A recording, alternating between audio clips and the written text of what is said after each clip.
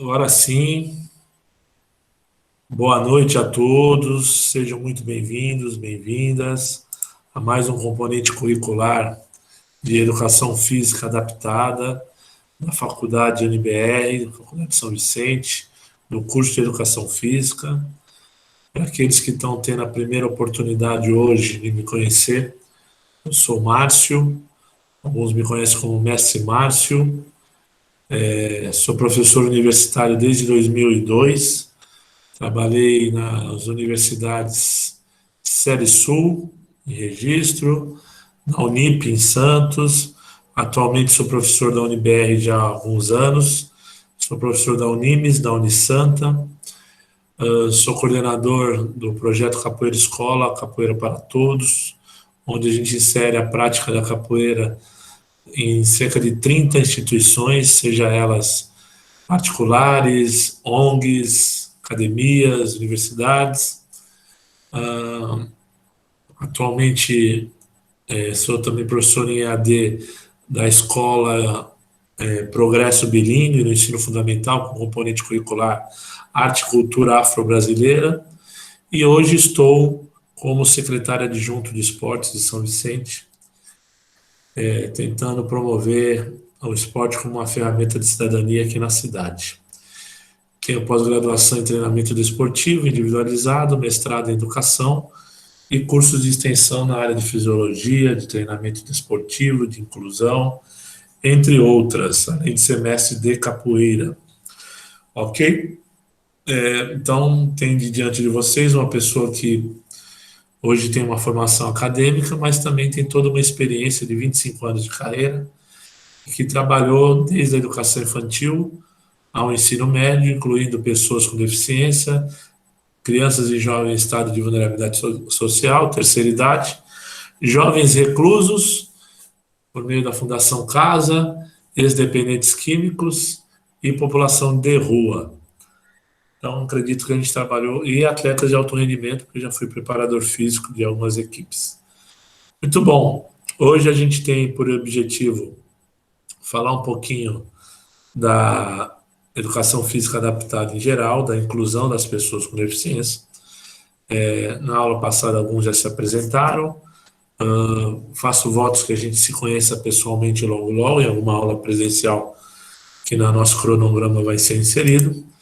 E eu peço de coração, aqueles que puderem, por gentileza, abrir a câmera, assim como fez o Jonathan, e vem fazendo sempre, muito obrigado, Jonathan, a gente agradeceria, porque se torna uma maneira mais afetiva da gente discorrer a educação, já que a educação é um processo democrático e libertador, né? Não é uma coisa de opressor. Então, quando a gente tem uma educação mais humanizadora, a gente trabalha com pessoas, né? E a gente entende que a educação física, antes de ser física, ela é educação. Inclusive no nome, antes de física, vem educação. Que a gente sempre lembre disso, porque a gente não trabalha com números. Para mim, não importa que nós estamos aqui hoje com 20 pessoas. Importa a qualidade de cada um de vocês. Estou vendo a Miriam aqui voltando. Como é que está a família? Que bom te rever. Olha, aqui tem algumas carinhas que eu já conheço. Já conheço o Robson, que já apitou muito o jogo do meu filho. O Flavinho aqui, que é um cara expert. Melhor cara para arrumar ar-condicionado da Baixada Santista. Flávio, qualquer novo trabalho, 10% para mim, hein?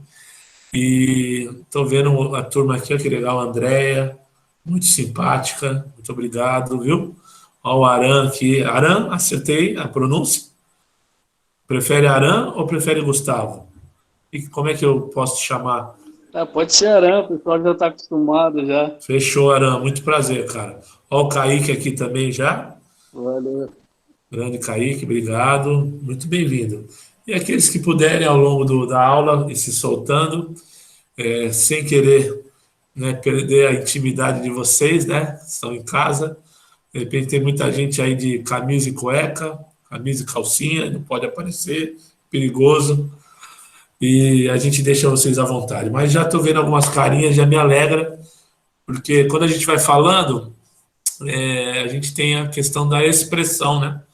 A pessoa recebe uma informação e o sistema nervoso central codifica, né? E envia uma, uma resposta motora, tá bom? E aí essa resposta pode ser triste, pode ser feliz, pode ser uma maneira de ficar indignado, mas é legal essa relação, tá bom? Obrigado. Então, para aqueles que puderam abrir a câmera aí, estou muito feliz, já me deixa muito contente. Então, vamos começar. Eu vou dar uma revisada da aula passada, que a gente apenas fez uma apresentação da proposta, né? E a gente começou a falar em relação da pessoa com deficiência e a sociedade. Nesse primeiro momento, uma aguinha vai muito bem, né? Nesse primeiro momento, eu peço, por favor, que a gente sempre recorde que o termo correto para tratar essas pessoas são pessoas com deficiência. Acima de tudo, são pessoas. E aí a gente fala pessoas com deficiência. Não se fala o deficiente, não se fala necessidades especiais, não fala portador de deficiência, não fala pessoas especiais, tá? Pessoa com deficiência é o termo correto. E aí, segundo a Organização Mundial de Saúde, 5 tipos de deficiência, são elas intelectual, motora, auditiva, visual e múltipla, correto? Eu acho que eu já expliquei, mas vale a pena ressaltar. Portador a gente não usa mais porque a deficiência é uma característica, não é algo que eu possa portar, como uma arma, um documento. Necessidade especial, cada um tem a sua. Eu tenho a necessidade de estar com a minha família diariamente, senão eu fico maluco.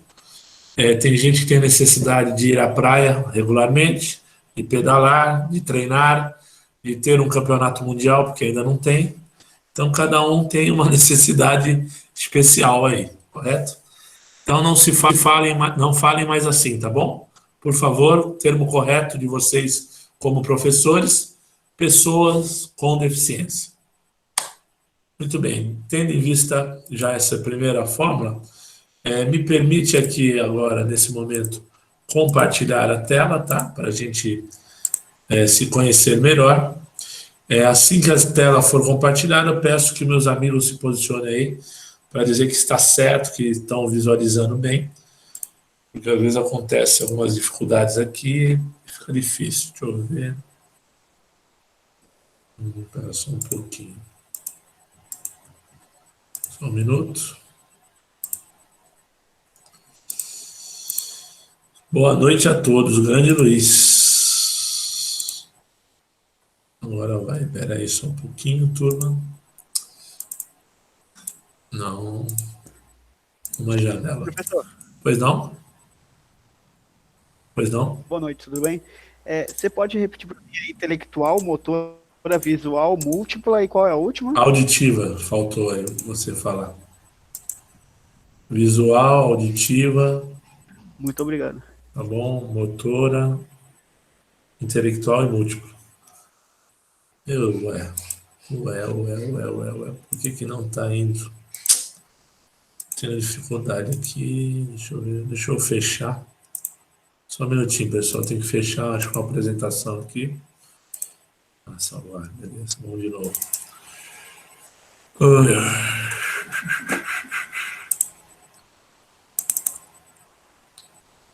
Vê se vai agora. Agora foi. Todo mundo vendo a apresentação aí? Sim ou não? Sim. Beleza. Sim. Bom, me apresentei, né? Fui atleta de futsal, e isso me levou para o esporte, me machuquei, perdi a minha bolsa de estudo, o clube que eu jogava, aconteceu uma depressão, conheci a capoeira me salvou, fui atleta de alto rendimento na capoeira, preparador físico da Seleção Santista, treinador, viajei o Brasil, criei o projeto Capoeira Escola, fui premiado muitas vezes, e a capoeira me levou para muitos lugares, e entendendo que a capoeira é uma ferramenta para a cidadania, para trabalhar com todo o segmento da sociedade. É o exemplo que eu quero dar para minha família, que é meu combustível. Muito bem. A educação física adaptada, ela nasce, né, com uma primeira concepção de ideia de recuperação de ex-combatentes militares, né, mas a gente entende que um exercício mais adaptado já na China já tinha essa educação física terapêutica, mas é bom a gente relembrar alguns períodos da educação física adaptada, que são eles: o período de exclusão, quando eles eram excluídos da sociedade, eles eram sacrificados nas civilizações antigas; o período de segregação, quando eles iam também para as escolas de educação especial apenas, ou clínicas de reabilitação ou internatos, então eles não conviviam em sociedade, apenas entre eles. Depois, na década de 80, começa o período de integração. Nos anos 2000, começa a ideia da inclusão. Integração para inclusão, qual a diferença? Na integração, a pessoa com deficiência vai para a sociedade, mas a sociedade ela não se responsabiliza pela acessibilidade dessas pessoas com deficiência. Já na inclusão, a gente dá acessibilidade, se prepara, se capacita para receber. A gente tem a primeira atividade física para pessoas com deficiência, que é para cegos, em 1888 no Instituto PECS, né? E na década de 30 começam a ter esses desenvolvimentos, né, da educação física adaptada, principalmente na Inglaterra, quando o Dr. Ludwig Guttmann cria uma metodologia para melhorar a recuperação de lesionados medulares, que eram cadeirantes, através do arco em flecha adaptado. Depois se cria o basquete adaptado, e aí começam a se desenvolver, na década de 50, outras modalidades, para em 1960 termos a primeira Paralimpíada, que foi em Roma, correto? Vale a pena a gente destacar a Declaração de Salamanca, que foi um documento mais importante. Em 92, a Paralimpíada, que começa a profissionalizar as pessoas com deficiência. E essa expressão PNE a gente não usa mais, que é portador de necessidade especial. Na Constituição existia a PNE, agora a gente fala PDE, PCD, pessoa com deficiência. Muito bem. Entendendo já esses conceitos que foram dados na aula passada, e fica a dica como revisão hoje, vamos dar prosseguimento para o conteúdo de hoje. Alguma dúvida? Sim, professor, o senhor falou no passado, na Grécia Antiga, com o termo exclusão, no sentido de matar as crianças, é isso? Matar as pessoas com deficiência, sacrificar. Eles acreditavam que era um castigo dos deuses. Aí, posterior a isso, veio a segregação, onde eles se aglutinavam em um único ambiente. Um internato, uma escola adaptada, uma clínica de reabilitação, e não tinham convívio excluído da sociedade. Segregado da sociedade, melhor falar assim. Excluído foi a parte de exclusão, que eles eram sacrificados. Tá. Aí a inclusão... Primeiro veio a integração. Antes da inclusão veio a integração. Que é quando a pessoa com deficiência tenta se integrar, tenta interagir com a sociedade, mas a sociedade não acessibiliza esse acesso a ela. Por volta de? Década de 80. Certo. Aí a inclusão que é agora também não é tão inclusa assim, né?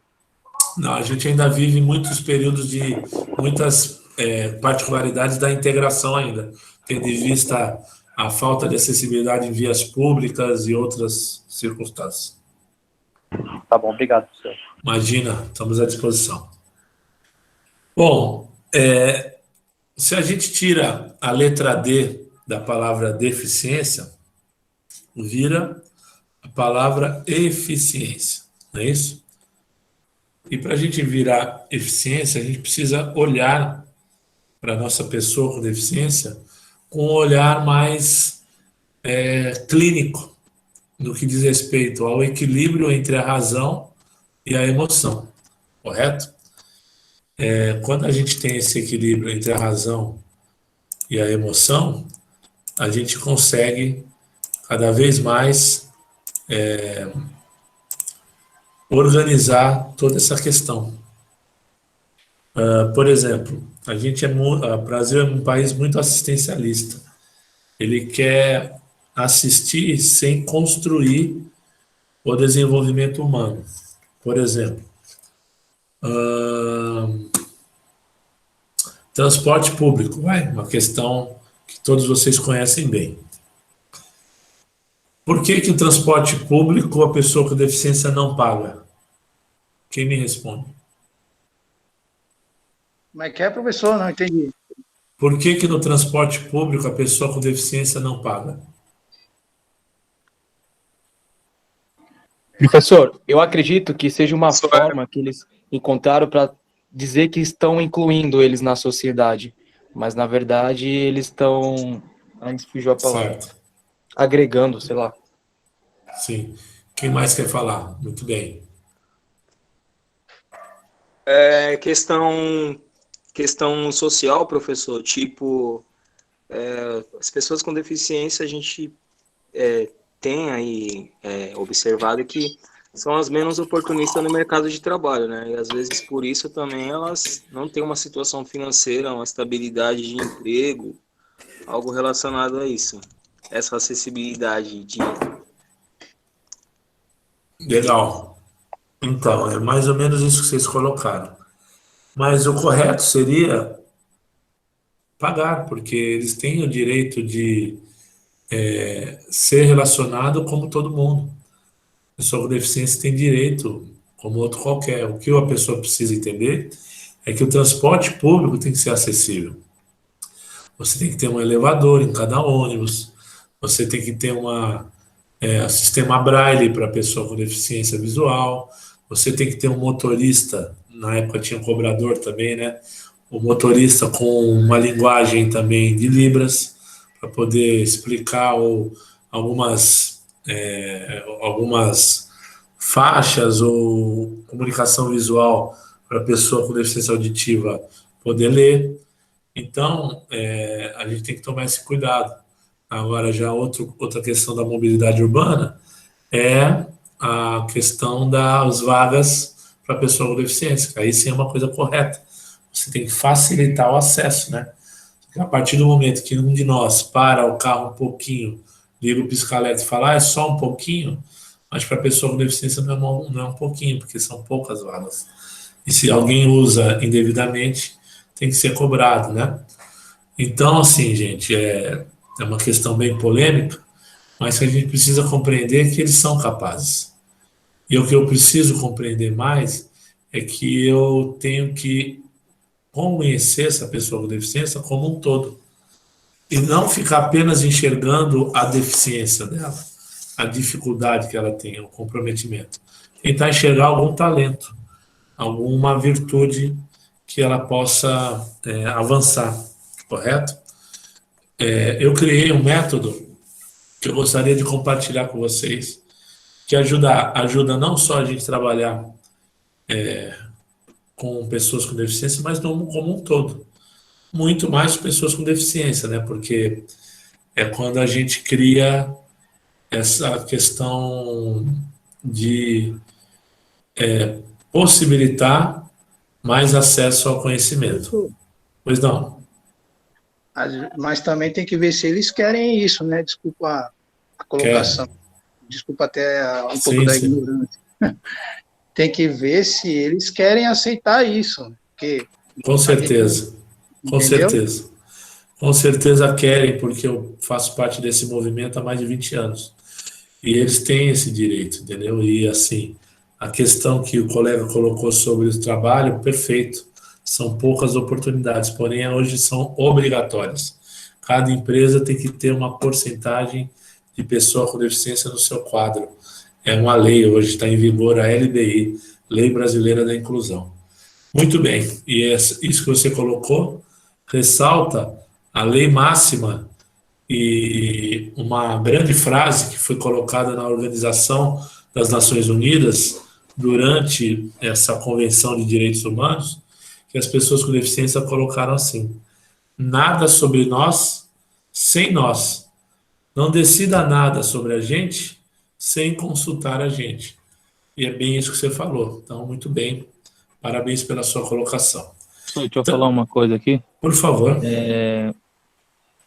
Existe algum tipo de norma que especifique o grau da deficiência da pessoa para a questão da contratação? Porque, assim, eu acho que algumas empresas se beneficiam desse quesito. Eu preciso ter na minha empresa pessoas com deficiência. Aí vai lá e contrata alguém que tem a deficiência mínima, tipo aquela pessoa que perdeu só a pontinha do dedo, entendeu? Sendo que, às vezes, outras pessoas com mais necessidades necessitam disso. Sim. O que acontece com a maioria dos empresários? Eles acham que tem pessoa com deficiência na feira. Aí eles falam, preciso de 2 cegos, preciso de 2 cadeirantes. Não é assim. Você tem que entrevistar a pessoa, como outra qualquer, para ver se ela é capaz de desenvolver determinadas funções. Professor, Pois não? e as pessoas que nem eu, né? Eu tenho uma prótese na coluna, né, na cervical, e prestei um concurso público para Praia Grande e não fui aceito porque eu tenho a prótese. E não sou considerado deficiente, mas também não fui aceito no concurso público. Eu fico no meio termo. O que eu faço? Muito bem colocado aí.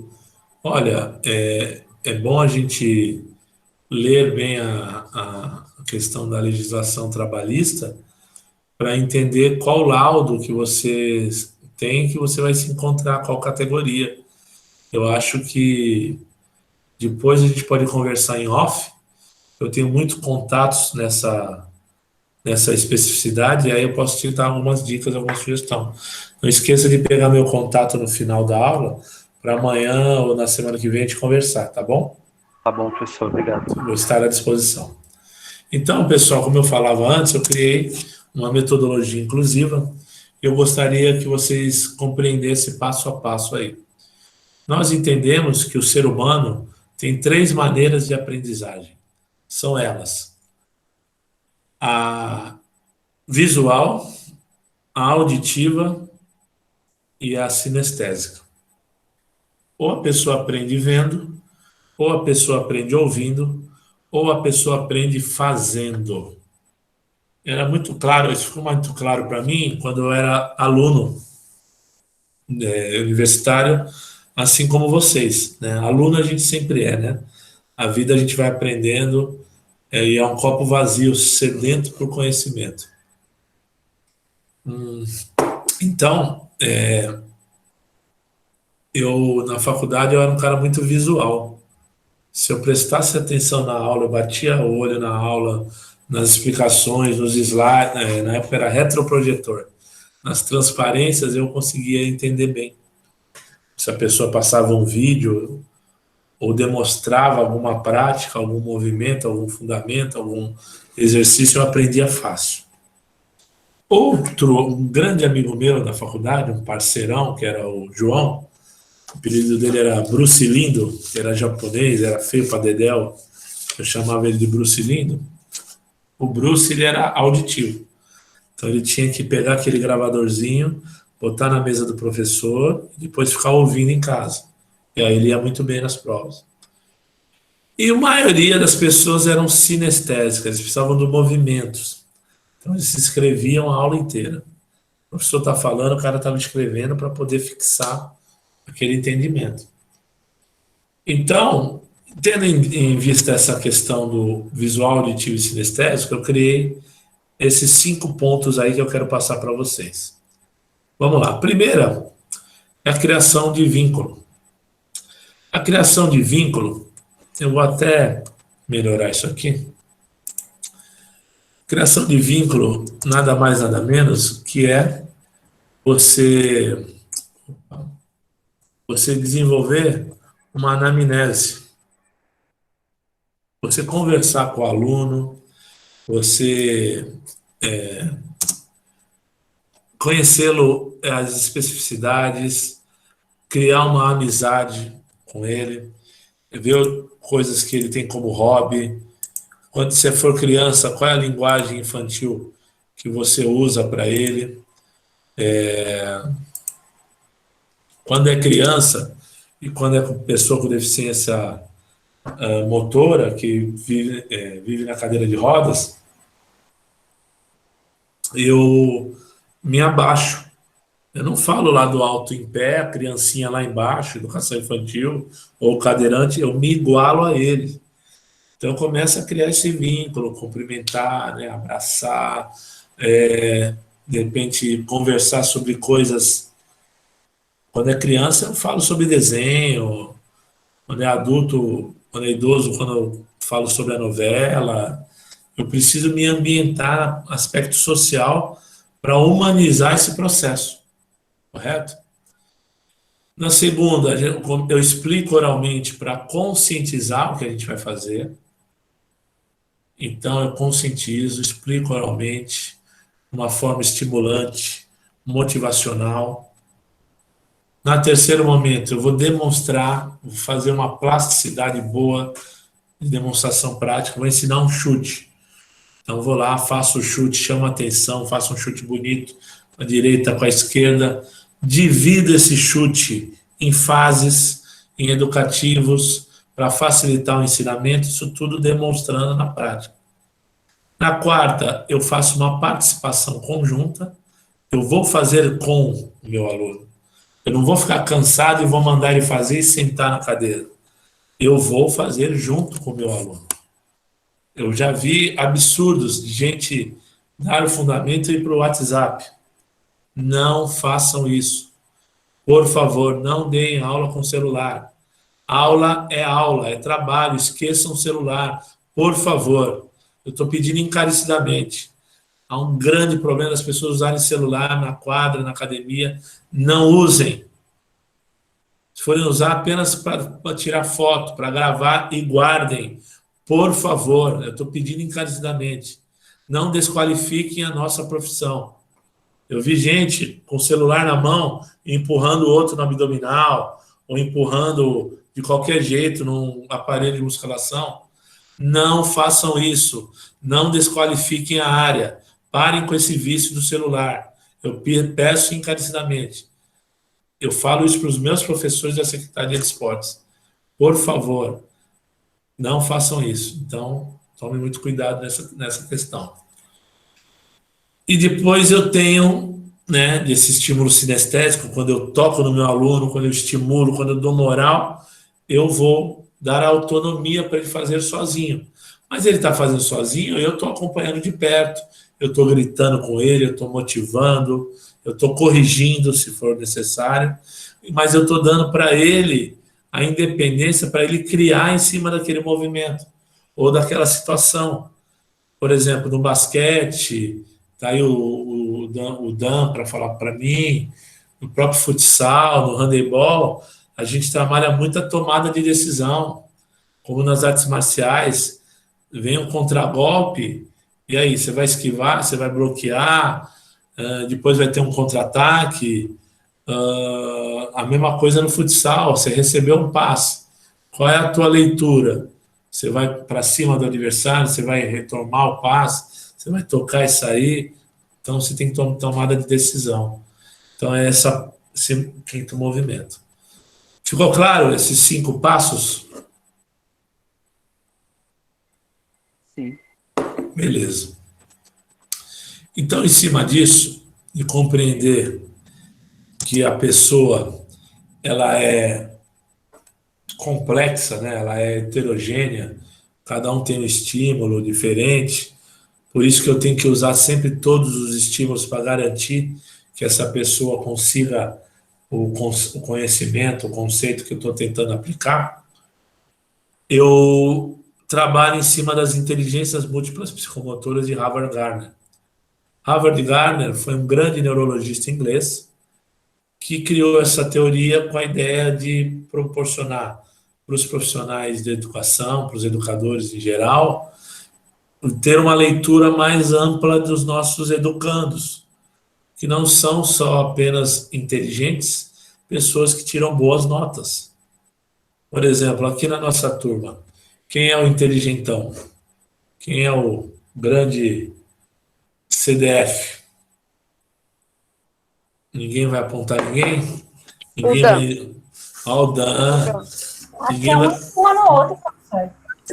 Alice, ninguém vai indicar ninguém pro paredão da UniBR. Muito bem, gente. Então, assim, independente de tirar boas notas, nós temos outros talentos para conseguir, né, para estimular. Então, são eles. Primeiro, inteligência corporal sinestésica. A inteligência corporal sinestésica é a inteligência que é do domínio do corpo. A pessoa que domina o corpo, ela tem essa inteligência corporal sinestésica. Por exemplo, o atleta de alto rendimento. Esse atleta de alto rendimento, para ele chegar no alto nível, ele tem que ter muita força, ou dependendo da modalidade, muita velocidade, ou resistência. Eu diria um bom exemplo de inteligência corporal sinestésica, o atleta de ginástica artística. Por quê? Porque a ginástica artística, ela tem elementos de equilíbrio, de força, de coordenação motora dinâmica, de velocidade, de mobilidade, de agilidade, de flexibilidade. É um esporte praticamente completo, muito mais do que outras modalidades que a gente não vê esses elementos. Eles trabalham muito, muito com essa questão espacial também, né? E aí vem a outra inteligência, que é a inteligência justamente essa, espacial. A inteligência espacial, como o nome diz,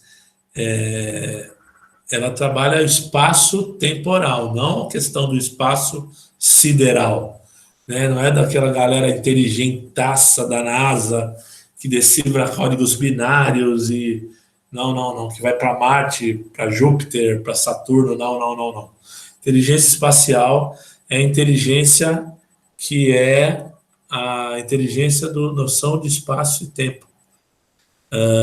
Por exemplo, um grande atleta que tem isso é o Lionel Messi. E vocês sabem que ele tem traços de transtorno do espectro autista. Para vocês verem que a pessoa com deficiência em diversos graus, seja mínimo como grande, né? Eles podem ter várias virtudes, e o Lionel Messi tem esses traços. Apesar de não apresentar nenhum laudo, as características demonstram que ele tem um transtorno de espectro autista leve.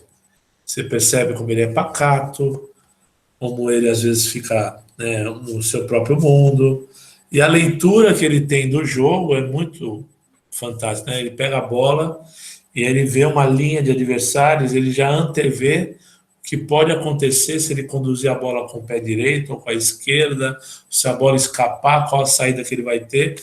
Ele tem um plano de visão diferenciado, né? Um outro grande... Não, pé direito nunca, professor. Com os dois pés. Tô brincando. Com os dois pés. É brincadeira, professor. Certeza, ele é diferenciado, por isso que Não, ganhou tantas ele vezes, é né? sim, Melhor, professor, tô brincando. sim, melhor do mundo, né? E se a gente ficar analisando, depois dessa minha fala, se a gente ficar analisando os gols que ele faz de condução de bola, é absurdo. Realmente, é de você olhar o plano que ele tem dos adversários, é absurdo. Nunca se imaginaria que a bola ia passar por ali, e ele tem esse fundamento. Mas um exemplo maior que o Messi são os pilotos de automobilismo. Os pilotos de automobilismo, em mais de 300 por hora, eles conseguem ultrapassar o adversário, manter a tangente, não sair da pista. Então, essa questão da força, quanto que eles aceleram, desaceleram no carro, né? Eu acho que todo piloto de automobilismo, talvez com exceção do Rubinho Barrichello, tem inteligência espacial, né? Rubinho sempre depois, né? Mas, brincadeiras à parte, o Rubinho sempre ganhou vários grids de largada, várias provas, e a gente tem que ressaltar que ele foi um atleta que honrou também o Brasil. Mas o piloto de automobilismo tem essa inteligência espacial. Outra inteligência que a gente precisa enaltecer é a inteligência naturalista. Naturalista, a gente lembra da galera toda pelada na praia, né? Não é essa também. A naturalista é da pessoa que conhece bem o meio ambiente, todo o ecossistema, a fauna, a flora, né? Todas as espécies. E, por exemplo, o índio, né? Nossos ancestrais tanto nossos ancestrais indígenas como afrodescendentes, eles sempre tiveram essa compreensão da natureza. O índio, ele sabe que determinada planta tem líquido para ele se hidratar durante uma caçada, né, vivia da caçada e da pesca de subsistência.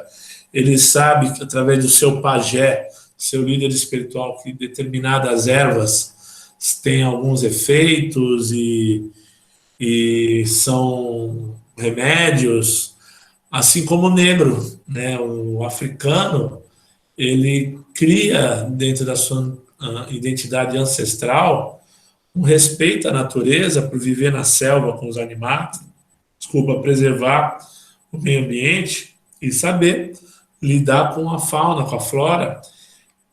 Muito bem no Brasil, no período do Brasil colonial, eles fugiram pela mata com facilidade e criavam quilombos no alto do morro. Olha que estratégia bacana, naturalista. Por quê? No alto do morro? Porque ficava difícil os invasores subirem o morro para poder acabarem com os quilombos, né? É o que acontece hoje em dia com as favelas nos morros, né? Então, o negro tinha isso. A própria religião de matriz africana, e eu aproveito para entrar dentro de um debate contra a intolerância religiosa.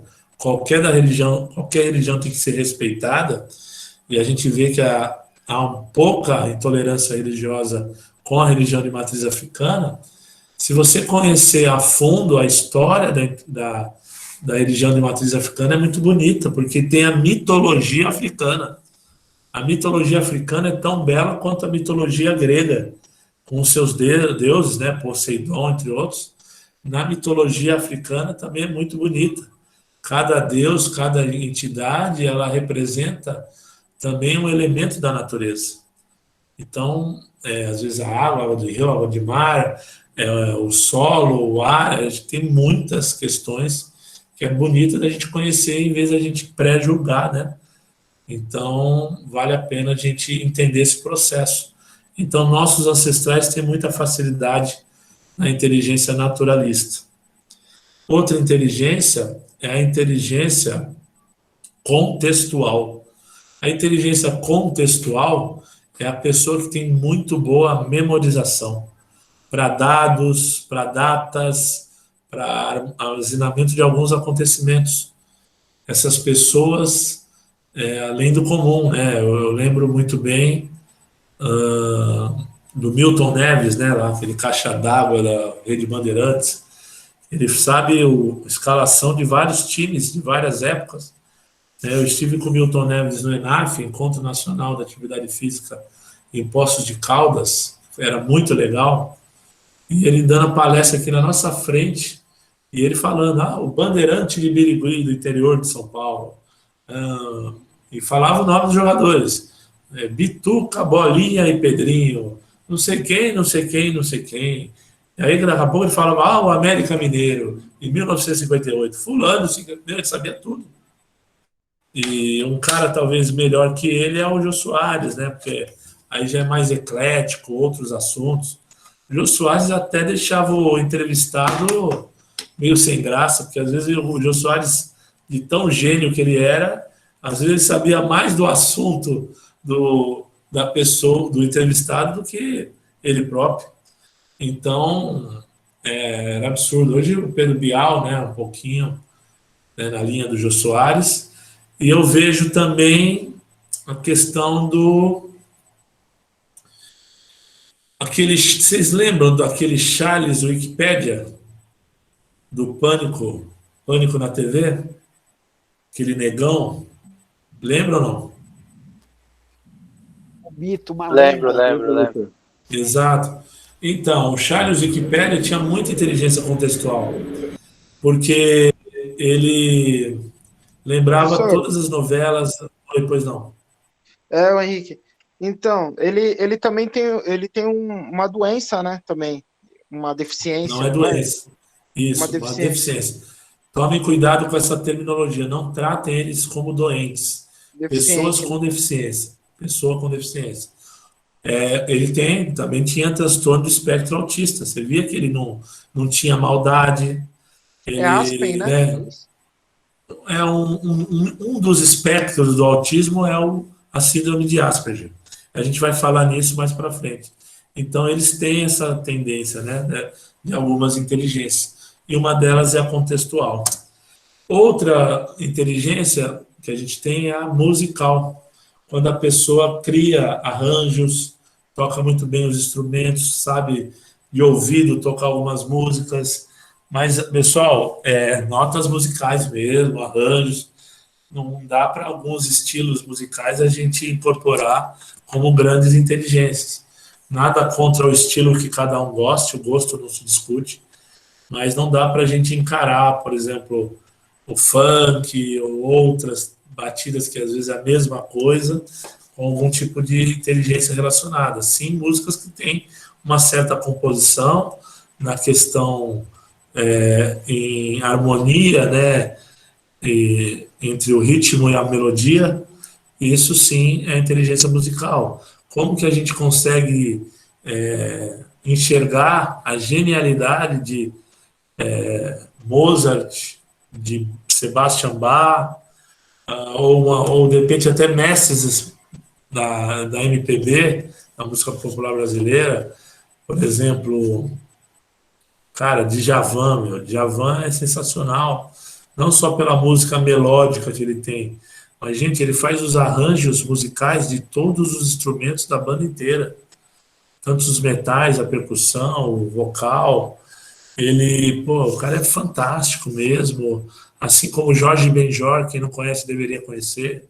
Tem músicas muito estimulantes para dançar, mas ao mesmo tempo ele também, cara, ele toca. É do meu tempo. Isso mesmo, ele toca todos os instrumentos Tim Maia musicais. também, poxa. Sim, ele toca todos os instrumentos musicais, de percussão, guitarra, violão, e as músicas dele têm mensagens subliminares. Ele deixa o recado, ele não fala diretamente, para deixar para a pessoa interpretar algumas metáforas. O Tim Maia, ele tinha muita acuidade auditiva, porque ele sabia a tonalidade do agudo, do grave, ele reclamava toda hora nos shows, ele era muito perfeccionista com o técnico de som. Então, essas pessoas tinham muito essas inteligências musicais, que é muito difícil, gente, tocar e cantar bem ao mesmo tempo. São alguns dons que a gente precisa valorizar. Nós temos também a inteligência pictórica, que está aí no quadro para vocês verem, que é aquela inteligência dos artistas visuais e artistas manuais. Aquela pessoa que é pintora, né? Por exemplo, Van Gogh, Salvador Dalí, né? Tarsila do Amaral, na escultura, o Aleijadinho, né? Como não? Pois não. Desculpa, qual é o nome dessa última inteligência que você citou agora? Pictórica. Pictórica. Isso. Professor, para mim, pelo menos, não está passando os slides, está parado no deficiência versus... É isso que eu ia falar também, que não está passando. Ué? Agora sim. Foi? Foi. Vou deixar a tela assim que é melhor. Então, a inteligência pictórica é desses artistas. Quem faz artesanato, desenha, a própria grafitagem, o grafite é um tipo de inteligência pictórica. Inteligência intrapessoal, inteligência interpessoal, alguns autores vão colocar junta, que eles vão chamar de inteligência emocional. Mas o Harvard Gardner, ele dividiu com a seguinte proposta: inteligência intrapessoal é a inteligência de dentro da pessoa. Lembra que vocês já estudaram estruturas intracelulares? Então, o que é intra é interno. Então, o que é o intrapessoal? São as emoções que você consegue controlar individuais. Por exemplo, o ódio, o amor, às vezes a inveja, a dor, a tristeza, a paixão. Então, são emoções que vocês têm que se controlar. Você não pode, por exemplo, como professor, não ter inteligência intrapessoal. Se você não tem, você tem que trabalhar para poder desenvolver, porque você não pode ter vergonha para dar aula, você precisa saber se impor, você precisa entender que a sua aula tem que ser um show, um espetáculo, porque por mais problemas pessoais que você possa ter, você não pode levar o problema para a aula. O problema tem que ficar fora da quadra, fora da academia, fora da sala de aula. Você brigou lá com a tua mulher, com o teu marido, ou com a amante, ou com alguém, vai chegar no veneno na aula? Não, de jeito nenhum. Você vai ter todo esse cuidado de, não, meus alunos merecem o meu melhor, e ter que se controlar. Vocês já pensaram que se você, de repente, decide fazer medicina, você vira médico ginecologista, pede para a senhora pode se despir aí, começa a se emocionar, não dá. Tem que saber se controlar as emoções. Então, quem sabe controlar as emoções tem essa inteligência intrapessoal. A pessoa que se desenvolve bem, né, até em relacionamentos, não sofre tanto, sabe se organizar nesse quesito. Agora, a inteligência interpessoal é relacionada aos outros. Se você tem um pensamento cooperativo, se você tem um pensamento, por exemplo, que pensa no próximo, que ajuda o próximo, né? Eu era um cara sempre fui, eu penso muito no próximo. Né? Na faculdade eu era o cara que organizava os churrascos. Né? Poxa, eu me dava bem com todas as tribos. Em faculdade a gente às vezes tem as tribos, né? Então eu tinha ali a tribo dos atletas, né? Tem gente que tinha bolsa até de estudo. Eu tinha a tribo do pessoal que estudava muito, a gente chamava dos nerds. Eu tinha a tribo das menininhas que andavam junto e tudo mais. E tinha a tribo dos nóia, que não sabia o que estavam ainda fazendo, o que era faculdade. E eu me dava bem, cara, eu ficava um pouco em cada tribo, tinha muita gente amiga, né? Isso me ajudou muito, gente. Porque o network, ele é muito importante, porque você vai criando pontes de trabalho. Eu saí da faculdade com muitos empregos, o pessoal me conhecia, eu dei muita aula durante a faculdade e depois, então, e muitos amigos meus iam me indicando, entenderam? Então, era muito legal essa questão dessa ponte da gente criar. Então, ser inteligente interpessoal é não ter o egocentrismo, é pensar no próximo, correto? Muito bem. E aí, finalizando já, as últimas, nós temos a inteligência linguística. A inteligência linguística foi curioso. Alguns amigos de vocês, de outras turmas antigas, eu dei isso como matéria de prova, né? E uma das questões da prova era defina e exemplifique 5 inteligências múltiplas psicomotoras e como elas podem ser úteis para o processo de educação física adaptada. A pergunta era essa. E aí o cara estava indo bem, ele falou da corporal, da espacial, de outros. Meus amigos e amigas, acreditem se quiser, quando foi falar da inteligência linguística, o ser iluminado, que eu não vou citar o nome, pela ética, ele chegou e colocou na prova, isso na prova escrita, colocou assim, inteligência linguística, pessoas que têm habilidade com a língua, inclusive no sexo oral. Eu falei, o quê? O quê? Aí eu respondi, não aguentei. Você está de brincadeira comigo? Cuidado, assim a sua nota vai ser parecida com o sexo anal. Toma cuidado. E aí, né, brincadeiras à parte, foi muito curioso. Porque, gente, inteligência linguística não é assim.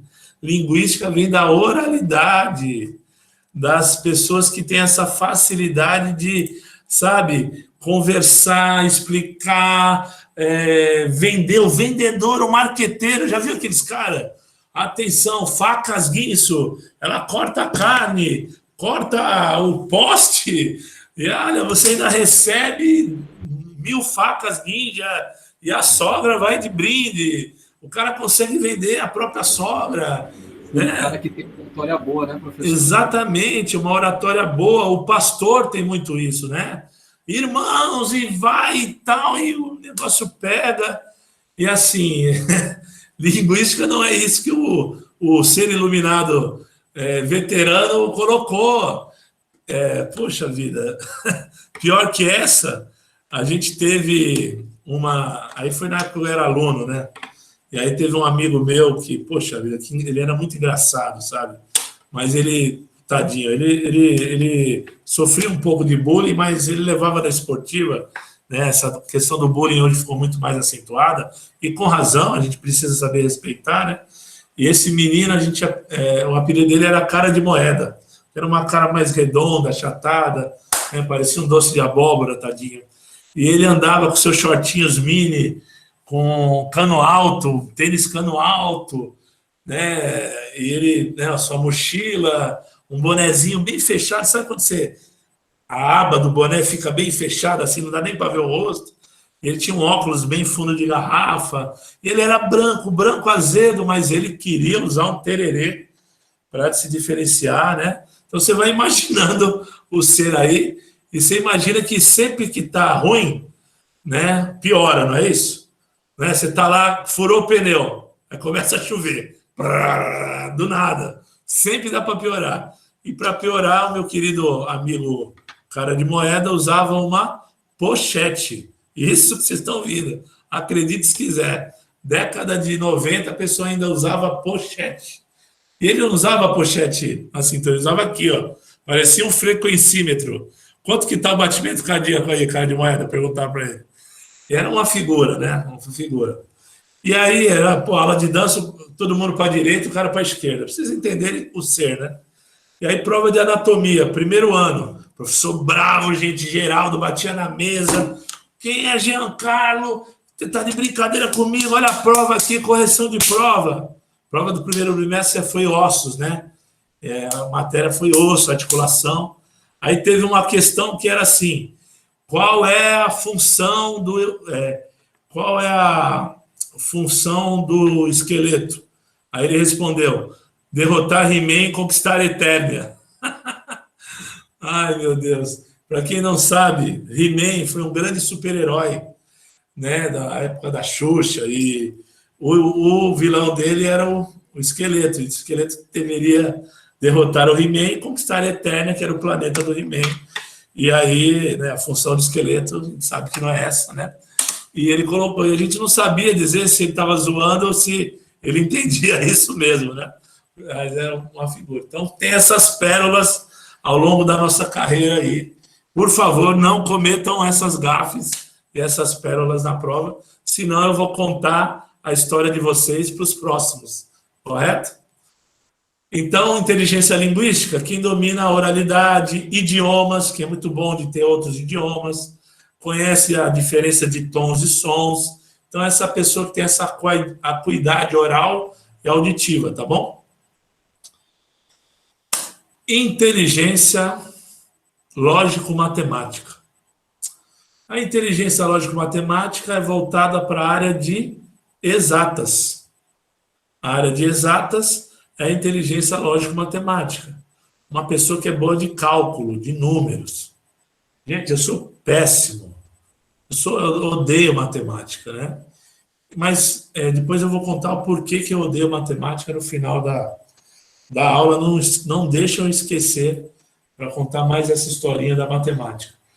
Mas eu estou acompanhando um estudo da Escola de Educação Física da USP, e eles estão fazendo esse estudo de campo com atletas de alto rendimento que também, por coincidência, são bons de matemática.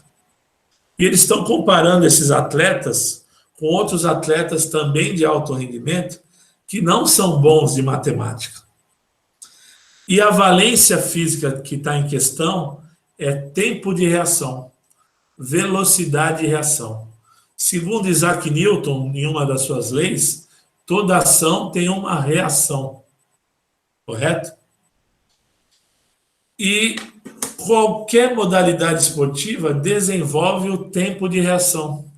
Seja lá na natação, quando toca a sirene para eu pular na piscina, o apito do árbitro, o contra-ataque. Na arte marcial, então, nem se fale, né? Eu preciso ficar esperto para não tomar uma pernada na capoeira. No futebol, o goleiro trabalha muito tempo de reação, não é reflexo. Vergoshansky, um grande estudioso russo, já falava essa técnica de treinamento desportivo.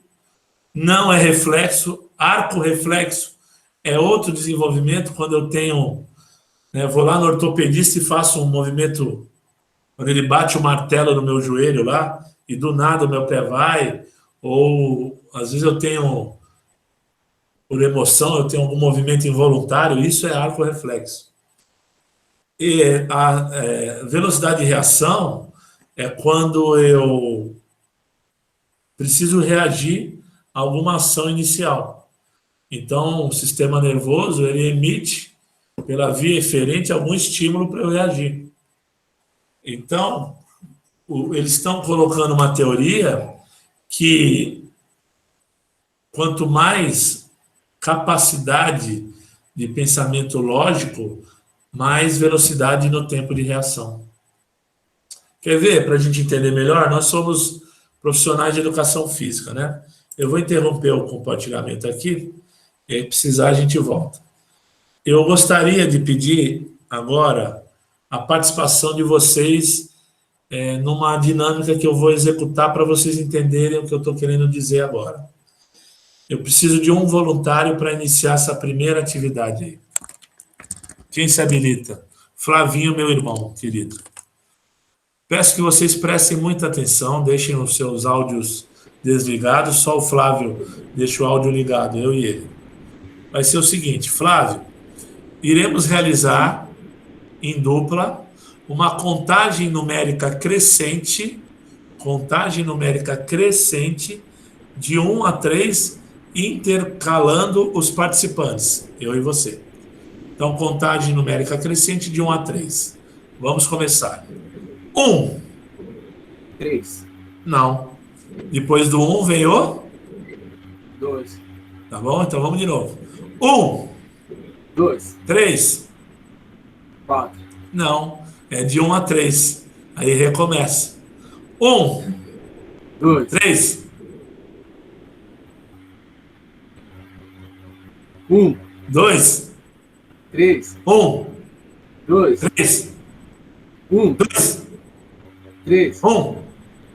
2. 3. 1. 2. 3. 1. 2. E assim vai.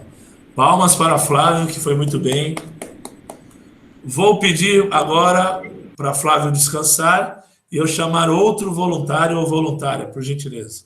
A gente fazer uma outra na sequência. Vamos lá, meu querido Jonathan. Obrigado, Jonathan. Vamos lá, Jonathan. Então, assim como Flávio, iremos realizar a mesma contagem numérica crescente, só que agora a gente vai acrescentar, Jonathan. Como você já foi capoeirista, assim como o Flavinho também já foi, logo, logo vou chamar vocês para ser meus discípulos e trabalharem no projeto Capoeira Escola, ganharem um dinheirinho e ajudarem crianças carentes. Nós vamos trabalhar da seguinte forma. Quem de nós dois falar o número 1, a pessoa que falar o número 1, bate palma também. Tudo bem? Alguma dúvida? Não. Então, solta o microfone, prepara a mão aqui para eu poder ver as suas mãos, tá? Assim como eu. Isso, ajusta, fica tranquilo. Ajustou? Então, vamos lá, Jonathan, eu começo. 1. 2. 3. 1. 2. 3. 1. 2. Não! Palmas para Jonathan, que foi demais. Muito bom, Jonathan. Muito obrigado pela sua participação. Gostaria que as meninas também participassem. Quem poderia ser a próxima voluntária ou o próximo voluntário? Vamos lá. Andréia? Bora. Vamos nessa, Andréia. Obrigado pela sua participação. Andréia, assim como o Jonathan e Flávio participaram muito bem, vamos fazer o 1, 2, 3, sendo que o 1 bate palma. Só que agora a gente está evoluindo, estamos avançando. E o número 2 também vai ter um gesto motor. O gesto motor do número 2 vai ser esse aqui, ó. Mostrar a língua. Então, quem falar o número 2 tem que mostrar a língua. Você pode começar no 1, batendo palma, e eu vou para o 2 e assim por diante. Pode iniciar. Mostra a mão para mim e pode iniciar. Vamos embora. 1, 2. 3, 1. 2. Não vi a língua, hein? 3. 1, 2. 3, 1. 2, 3. 1, 2. 3, 1. 2, 3. 1, 2. 3, 1. 2. Legal, legal. Palmas para André aí, que foi muito bem. Quem poderia ser o último voluntário para participar? Ou voluntária, que pode me ajudar, por gentileza? Quem vem lá? Luiz ou Miriam? Miriam ou Luiz? Vamos lá. Quem está com uma conexão boa. Ou pode retornar Flávio ou Jonathan aí. Vai, agora eu vou voltar melhor. Vai lá, Flavinho, vamos nessa. Flavinho, 1 bate palma, 2 mostra a língua, 3 levanta o ombro, combinado? Tá. 1 bate palma, 2 mostra a língua, 3 levanta o ombro. Mostra a mão para mim, atenção, vamos começar. 1. 2. 3. 1. Vamos mais rápido, tá? 2. 3. 1. 2. 3. Ele mostrou a língua e levantou o ombro ao mesmo tempo. Sensacional. Mais uma, Flávio, vamos de novo. 1. 2. 3. 1. 2. 3. 1. 2. 3. 1. Palmas para Flávio, espetacular. Muito bom, gente. Brincadeiras à parte, é um exercício que dá para a gente brincar muito. Vamos interpretar. Todos vocês, desde a tenra idade, desde a educação infantil, aprenderam a contar 1, 2 e 3. Que o 2 é depois do 1, que o 3 é depois do 2. A gente aprendeu isso há muito tempo. E aprendeu também a mostrar a língua, a levantar o ombro, a bater palma. Qual é a dificuldade de fazer isso junto? Nosso cérebro, ele trabalha da seguinte maneira. Ele tem várias estruturas cognitivas, né? E elas precisam, às vezes, criar algumas sinapses, alguns meios de ligação. Quando eu junto um cognitivo ao outro, a gente chama de associativo. O associativo é essa ponte entre dois conhecimentos. O esporte traz muito o associativo, porque todas as modalidades têm regras. Não basta fazer o gesto motor, tem que fazer o gesto motor na hora exata, né? A gente tem linha de fundo, linha lateral em algumas modalidades, e a gente tem, às vezes, essas questões. Na velocidade de reação, eu preciso estimular cada vez mais isso. E se eu conseguir aliar essa cultura da matemática, né, do pensamento rápido, lógico, a esse tempo de reação, eu vou ter um êxito maior. Correto? E para finalizar agora, a última inteligência é a inteligência parapsíquica. A inteligência parapsíquica é a inteligência que ainda não é comprovada cientificamente, não. Ela é inteligência espiritual. São pessoas que são médiums, ou, de repente, a mulher que tem um sexto sentido mais aguçado, né? Como não relembrar de um grande herói brasileiro, que foi Chico Xavier, né? Ajudou muitas famílias, muitas pessoas, né? Ele, inclusive, libertou pessoas que foram indiciadas criminalmente, que não tinham culpa, né? Através das suas cartas psicografadas, ele conseguiu tirar a culpa de pessoas inocentes. E ele não cobrava um tostão, morava em Uberaba, na mesma casa, humilde, bem diferente de alguns monstros, né, que a gente conheceu alguns anos atrás, que usavam da má fé. Então, eu mesmo, assim, é uma questão muito delicada, a questão religiosa. Eu já falei da religião até de matriz africana na aula de hoje, Mas assim, eu sou um católico, mas não praticante, de ir na missa, infelizmente não tenho mais esse hábito, mas rezo todas as noites. Vocês estão nas minhas orações, desde o dia que eu conheci vocês, toda noite eu mando uma mensagem para vocês e para as famílias, tenho certeza disso, não é demagogia alguma. Meus filhos foram batizados, os pequenos vão fazer catecismo agora, o Bruno já fez. Eu sou casado na Igreja Católica. Na primeira comunhão, nossa, participava de todas as missas, lia todas as leituras lá da missa, lá naquela igreja do Imbaré, lotada, maior vergonha. Mas eu tive experiências, muito tempo eu fui messiânico. A igreja messiânica é muito legal, porque você tem a questão da agricultura natural, do cultivo do que é belo, e da empunhadura da mão, né, da luz divina, do Oricari, né, da energia das mãos, você passar uma energia vital para o seu semelhante. Eu adorava, né, adorava. Eu saí um pouco devido, eu achei que algumas questões, né, a gratidão às vezes não precisa ser uma gratidão material, né, ela pode ser às vezes através de atos. E tinha algumas questões que eu não entendia muito bem, acabei me afastando. Quando jovem, eu namorei uma menina que era evangélica, e era muito engraçado, porque quando ela marcou o primeiro encontro, e a gente, né, maior apetite, né, primeiro encontro é primeiro encontro, você vai onde a menina mandar, né? Aí ela mandou o endereço, Avenida Pedro Lessa, próximo ao Canal 5.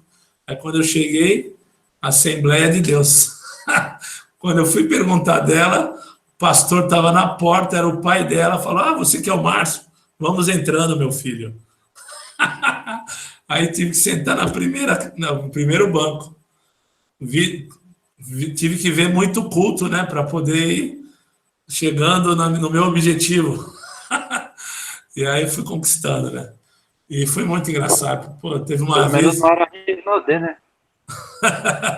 É muita fé, né? Tinha que ter muita fé. E aí, pô, um dia eu dei mó rateio, meu Deus. Todo mundo gritou aleluia e eu gritei axé. Foi mó vexame, mó vexame.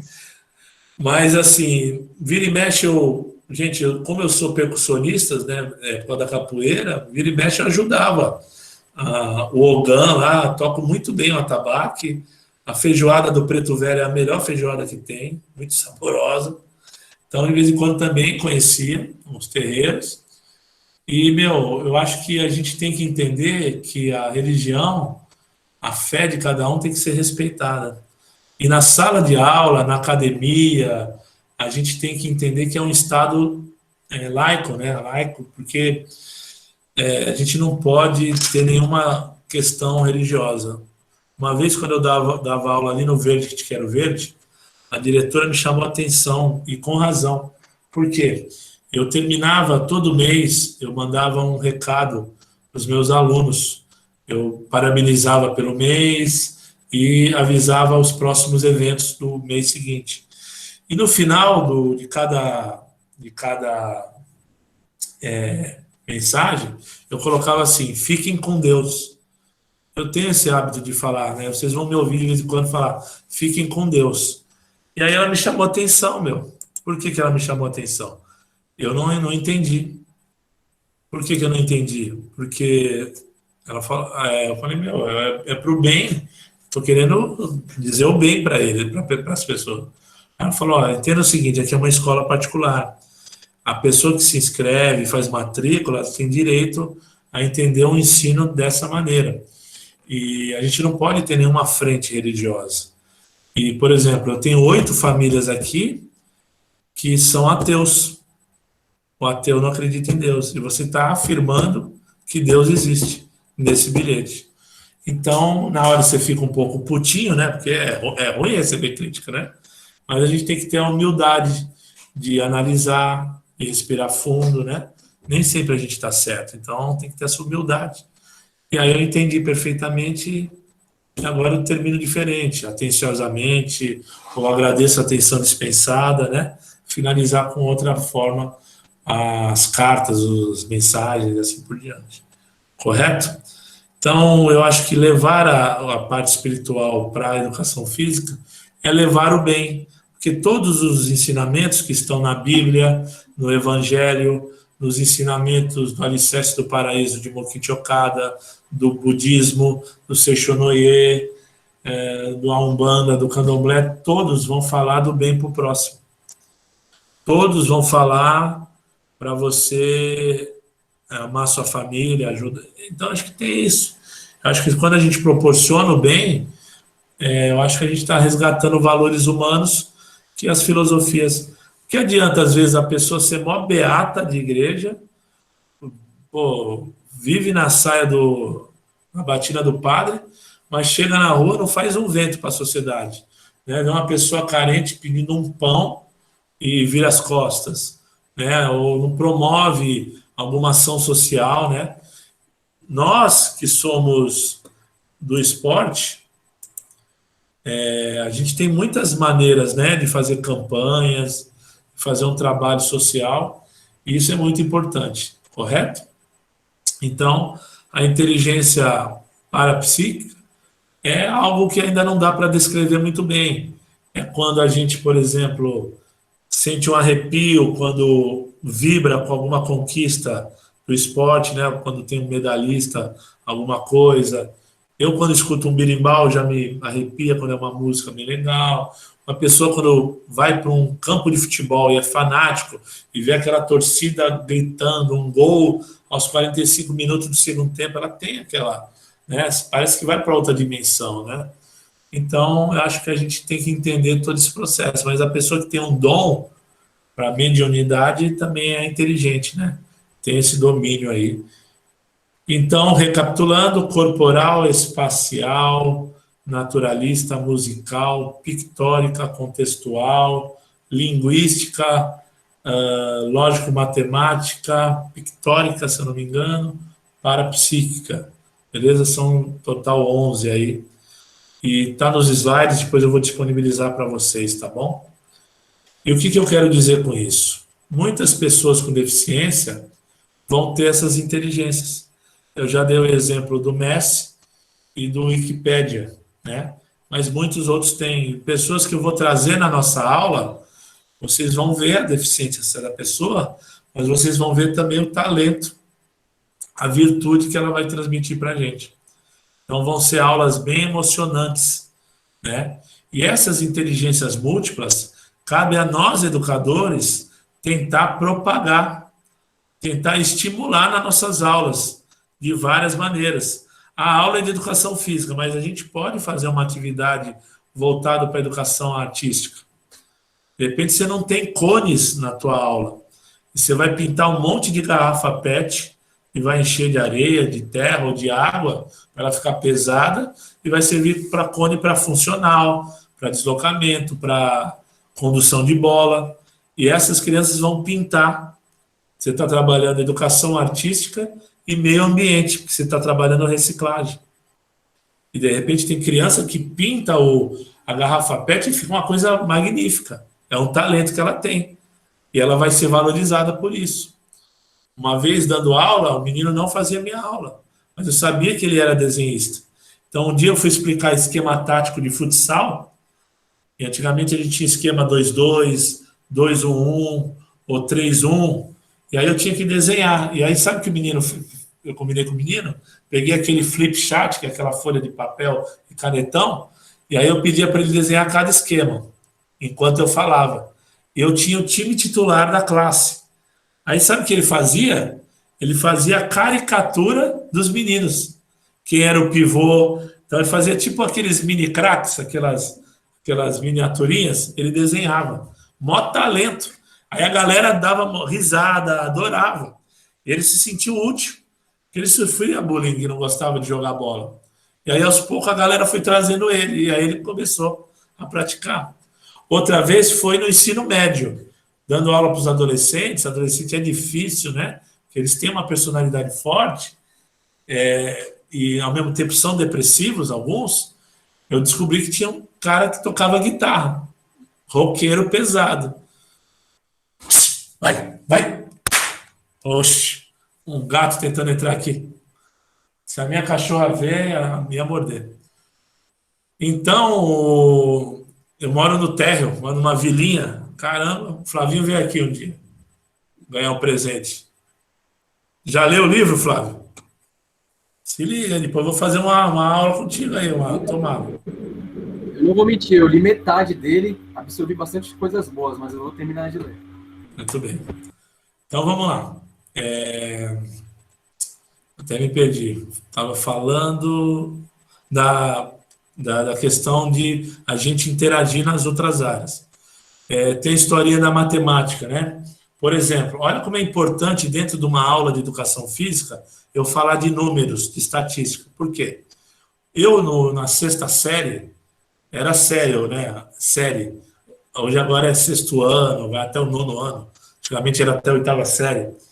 Eu, na sexta série, poxa, adolescente, os hormônios aflorando, né? Já tinha minha primeira crush ali, que eu já bati o olho, larguei a galera do fundão e grudei nela, né?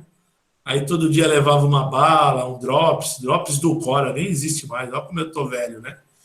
E aí, né, oferecia tal, fazia aquele penteado, cabelo lambido e tal, e grudado nela. E aí a aula de matemática tocando fogo, e eu lá, que nem um bobão, né? Nossa, o Love is in the air, né?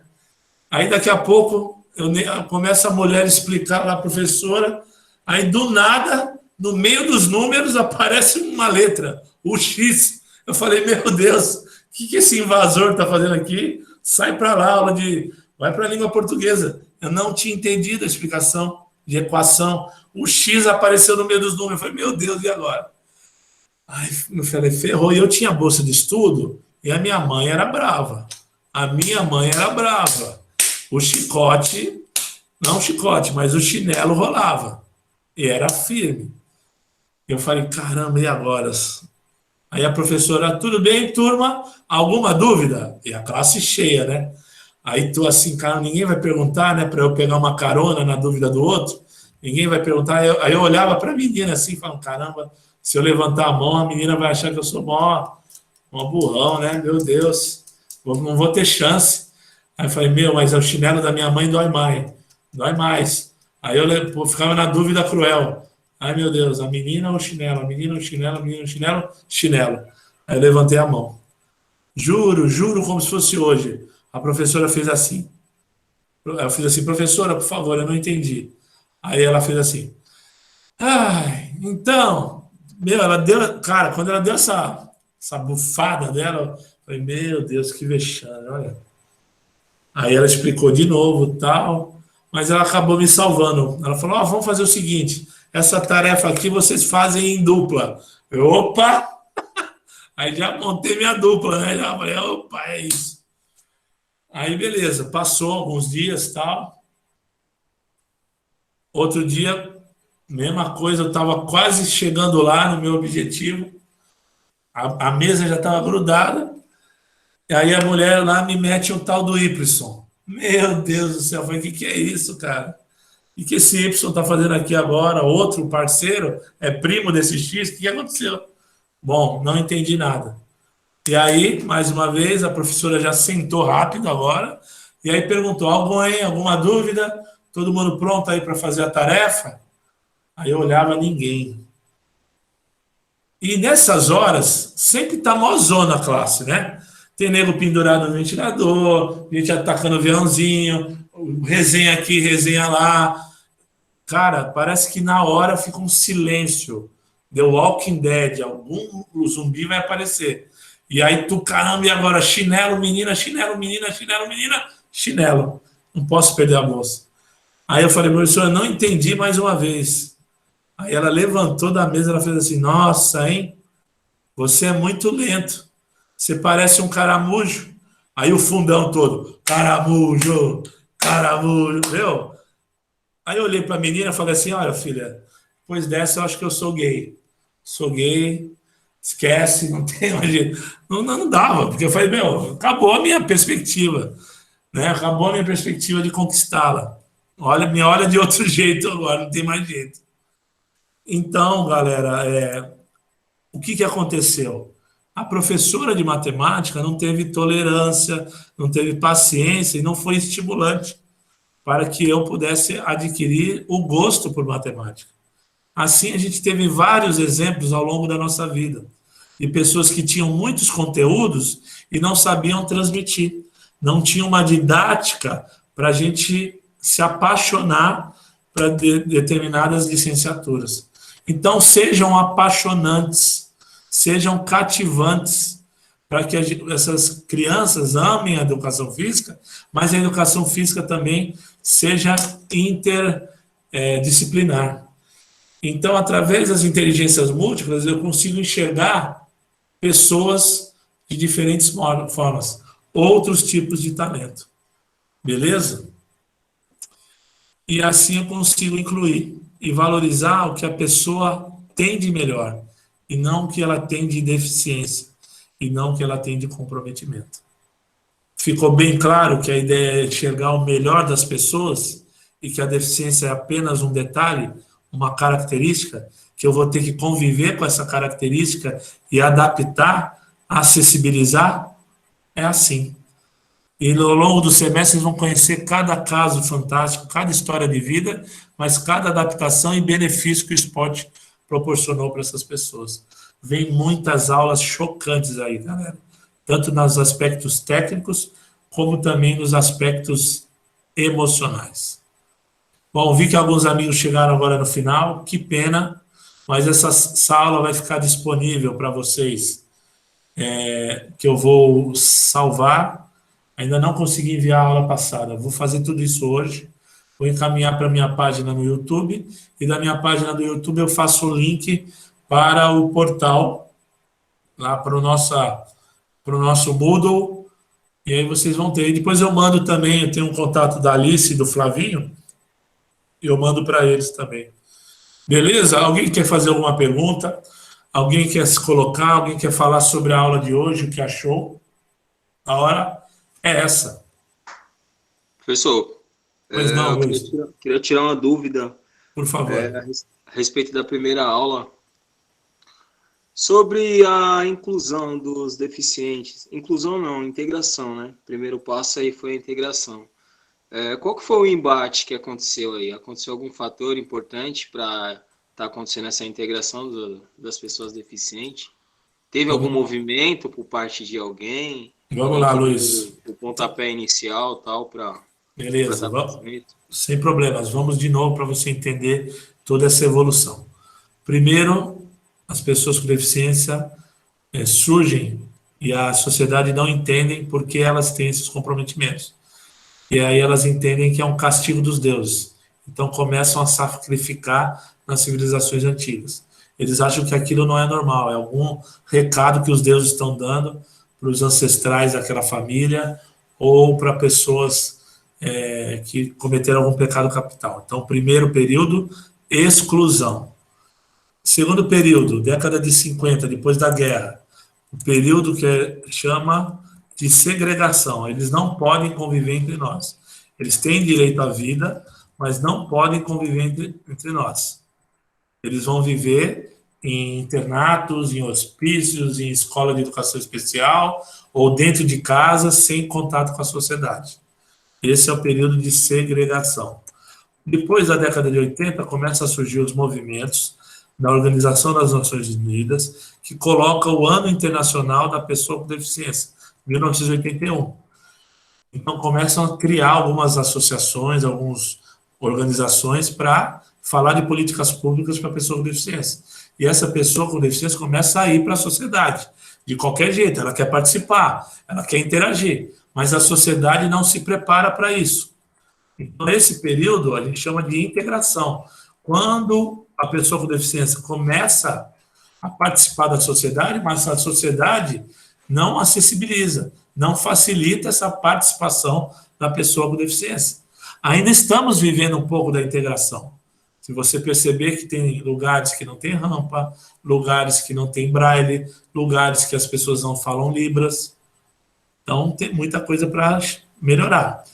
E o último período, que a partir do final dos anos 90, começo dos anos 2000, que é o período de inclusão, Hoje, no Brasil, a partir de 2016, nós temos a LBI, Lei Brasileira da Inclusão, que a gente precisa entender que nós, como profissionais de educação física, nós temos o dever de oferecer nossas aulas para todos, da melhor forma possível, criar adaptações para que essas pessoas possam participar.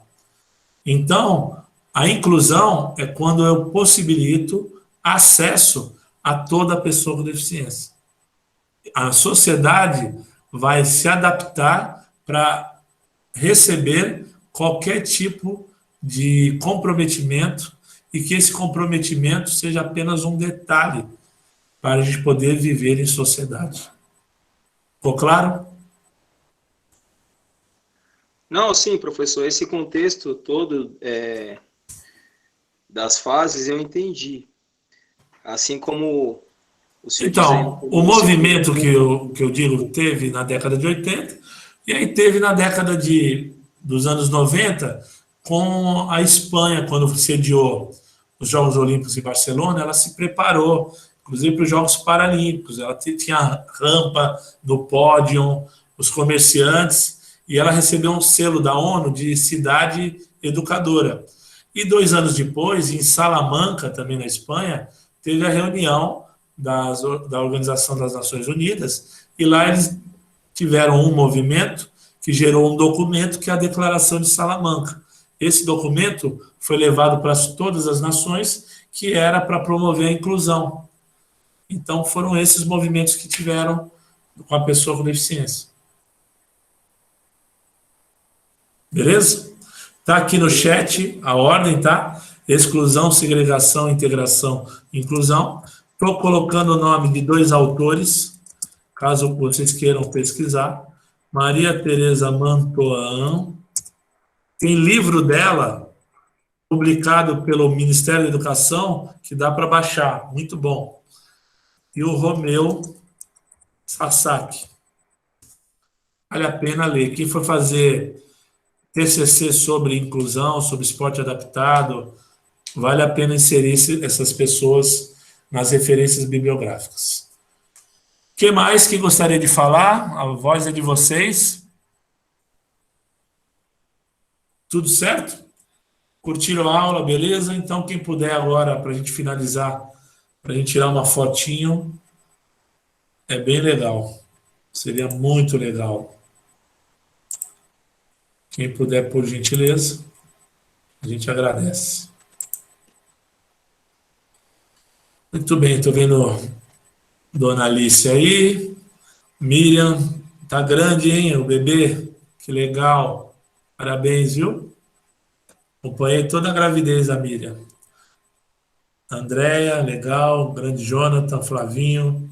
Olha a Melissa aí, que legal te ver, Melissa, obrigado. Ao Aran. Grande Valdir, obrigado, Valdir. Grande Luiz. E aí, quem puder ir abrindo a câmera, a gente fica feliz aí. Não sei se Robson, Letícia, Vinícius, o Saulo, o Jorge, que entrou um pouco no final aí, Raoni, Gabriel, o Dan, Stephanie, eu sei que tem alguns que estão sem câmera, mas beleza. Pessoal, ninguém quer falar mais nada? Curtiram a aula mesmo, de coração? Que bom. Legal, professor. Legal. Legal. Professor, só uma observação.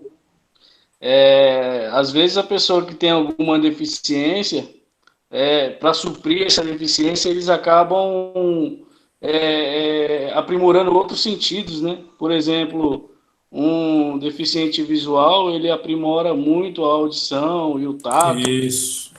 Tanto quanto o deficiente auditivo também. Boa, Aran, você está entendendo o sentido da aula de hoje. Ele tem uma deficiência visual, mas no sentido auditivo ele tem muita acuidade. É isso aí. A gente vai ver isso ao longo das aulas. As próximas aulas eu vou dividir por deficiência ou por tipo de deficiência. Aí a gente vai conhecer cada caso e cada situação. Muito bem colocado, parabéns. Vamos nessa? Tirar uma fotinha, então? As meninas já pentearam o cabelo, já arrumaram. A galera já trocou a camisa do pijama furado por outra camisa melhor. Vamos que vamos. Atenção, olha o sorriso aí. Estou mandando para o Flávio, hein? Flávio vai mandar para vocês.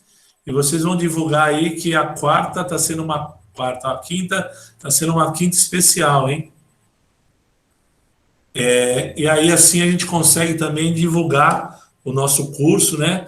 Ajudar bem o professor Gilmar, que está fazendo um brilhante trabalho, né? Toda a herança da nossa querida professora Andréia.